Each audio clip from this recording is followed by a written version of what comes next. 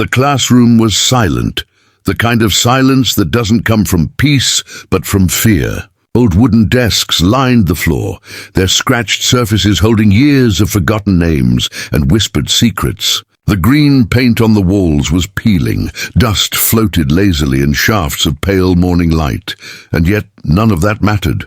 All eyes were fixed on one scene, a teacher, trembling with rage, and a small boy sitting in the front row, his hands red and raw from the blows of a ruler, his eyes wide with tears he refused to let fall.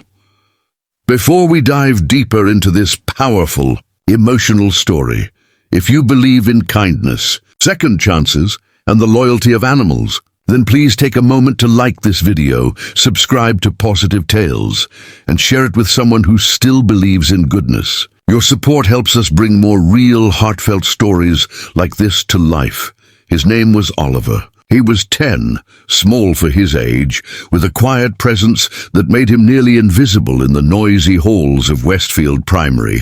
Oliver had always been different. He didn't speak much, often stared out the window during class and jumped at sudden sounds. He carried secrets too heavy for a boy his age, secrets no one at school cared to ask about. His father had disappeared when he was 4, and his mother, battling her own demons, drifted in and out of rehab centers. Most nights, Oliver slept alone in a dim apartment with peeling wallpaper, heating that barely worked, and a silence far too heavy for a child's heart.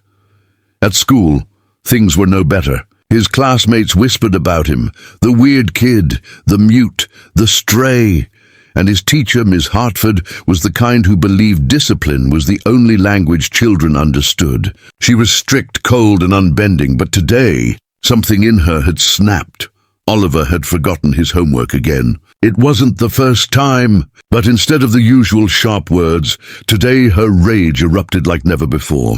She slammed the ruler on his desk, the crack echoing through the classroom. Oliver flinched, his body curling inward instinctively. Miss Hartford's voice rose, trembling with anger, as she shouted about responsibility and respect, words Oliver couldn't process over the roaring in his ears. When she grabbed him by the shoulder and shook him, the class gasped. No one dared move, no one dared speak. "Look at me when I talk to you," she screamed, but Oliver's eyes were fixed on the floor, his lips trembling. What no one knew was that Oliver wasn't ignoring her. He was reliving something.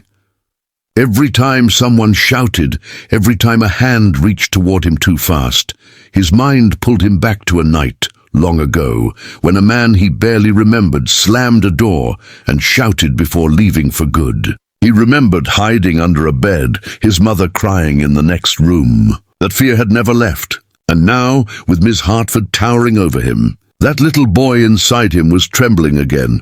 Then, just as her hand raised once more, the classroom door swung open.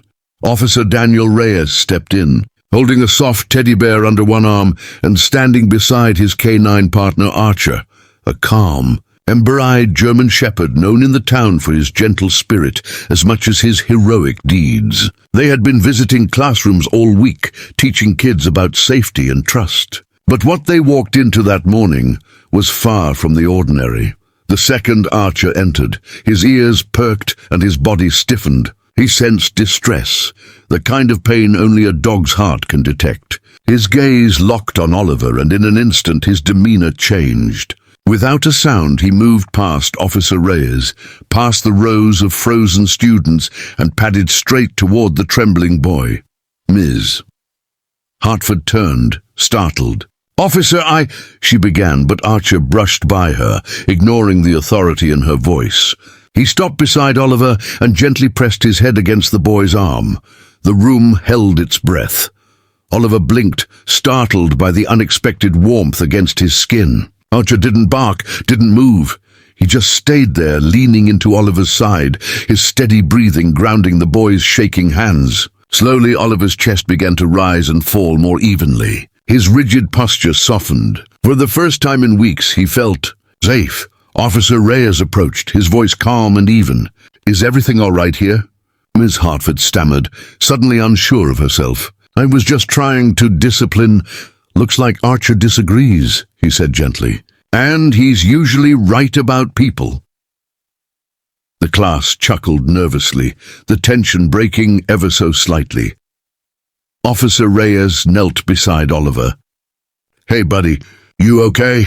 Oliver didn't answer, but Archer lifted his paw and placed it softly on the boy's knee, a gesture that said more than words ever could. Tears finally slipped down Oliver's cheeks.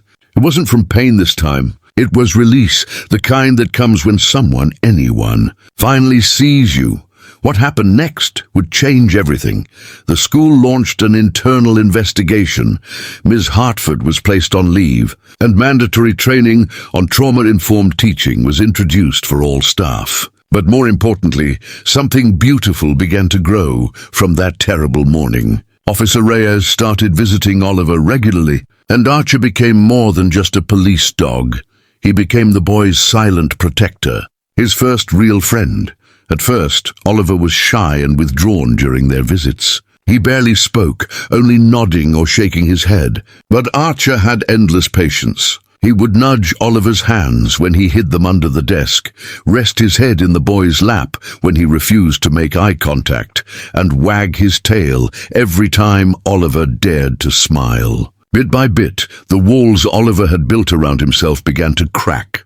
Weeks turned into months. Oliver began looking forward to school. He started participating in class, raising his hand, even laughing with the other kids. Archer's visits became the highlight of his week. And soon Oliver was reading stories to him during lunch breaks, stories about heroes and brave dogs who saved the day. One afternoon, as Officer Reyes and Archer prepared to leave, Oliver did something he had never done before. He wrapped his small arms around Archer's neck and whispered, "Thank you."